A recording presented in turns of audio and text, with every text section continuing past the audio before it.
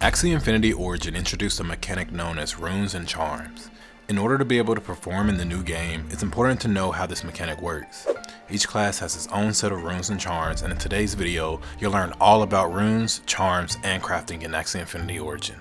Let's dive in.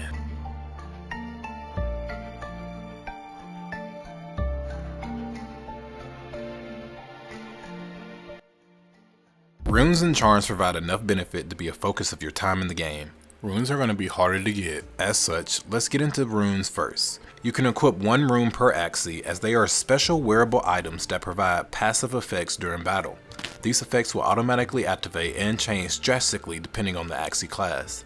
Looking at a rune, you will notice at the top left is an icon showcasing what class the Axie is. Under the middle icon made for the rune, you will see the name of the rune. Finally, you have a description explaining how the rune works. Runes will be very important in Axie Infinity Origin. As far as we know right now, it will cost both SLP and a new token known as Moon Shards to obtain runes. As a Season 0 of Origin, it costs 1000 Moon Shards to get a chance to craft a rune. We'll go more into crafting in a second. As you climb up the leaderboards, you will be able to earn more and more Moon Shards. This will allow for you to create new runes to do more impact in Arena. I've heard that runes and charms will reset every season, but I'm not sure if that is confirmed yet. This means that you will have to constantly be grinding to afford these runes in order to have the competitive advantage that they provide. There are currently 29 runes available in the game. We'll be doing some theory crafting videos in the future, but hopefully this tool by Axie Tech can give you a good grasp on the runes that will be available in Axie Infinity Origin. Runes will have different rarity, and you know how rarities work. The higher the rarity, the more overpowered the ability will be. For example, during the very first Axie Origin reveal, Jeffrey Cam showed us an incredible overpowered mystic rune that Aquas could equip. This rune is called Heart of Ocean, and when equipped will give each Axie on your team a 75 additional HP.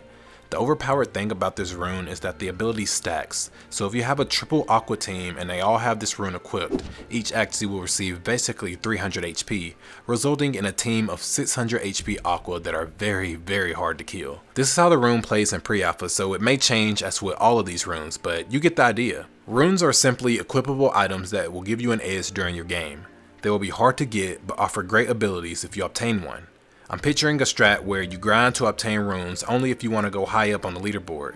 You will reinvest your earnings of SLP and Moon Shards to get runes and then begin immediately climbing to get even higher once you do. If you see my arena guide, you should know that in order to obtain runes, you will need to craft them with Moon Shards. Crafting level affects what kind of rarity of rune you can produce, so the more you're able to craft, the better runes and charms you can produce in a season. Be sure to check out my crafting guide as well. Right now, crafting isn't that important. Season 0 of Origin allows you to access all runes and charms for free, so have fun and come up with the best combos before July comes. Runes are equipped on an Axie, and as of Season 0, you can equip the same rune onto multiple Axie of the same team, as long as you have enough quantity to do so. Runes are crucial to winning games because the effects they provide can cause major miscalculations for your opponent and the strategy they had coming into the game. As a Season 0 of Origin, all runes and charms have been unlocked for free. Now is the best time to dive in to understand how they work and what combinations will be nice to have when you are grinding during Season 1. Let's move on to charms. There are a few distinct differences. Firstly, charms are attached to an Axie part. That means each card in your deck has the ability to have a charm equipped to it. Charms can provide many effects for your team, and just like with runes, the higher the charm's rarity, the better and more expensive it will cost to use. Each charm takes up a certain amount of points when equipped to a card. This is where potential points come in. Potential points determine how many charms your Axie can have equipped. I have a separate video going more into potential points, so this video doesn't get too long. Essentially, every Axie can have a maximum of 13 potential points. With each charm costing a certain amount of these points, you will have to use some strategy to figure out which charms you should allocate these points to. Going more in depth into the cost of runes and charms, we can see a lot of great things coming from them. Not only does this exponentially increase the amount of possible combinations you can make in the game in terms of deck building and theory crafting, but runes directly bring the first true SLP burning mechanism to Axie Infinity. Runes and charms can provide a great demand sink for SLP.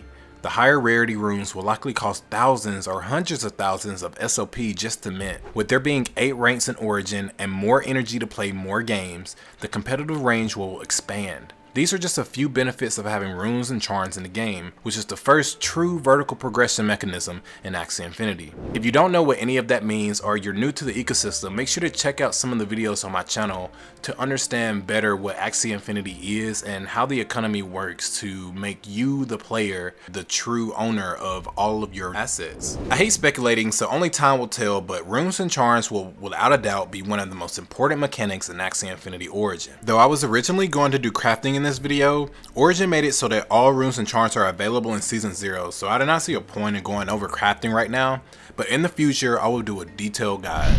Hit that like button and press that big red subscribe button to see more of my videos in the future. You won't regret it. As always, I love you guys, and keep going.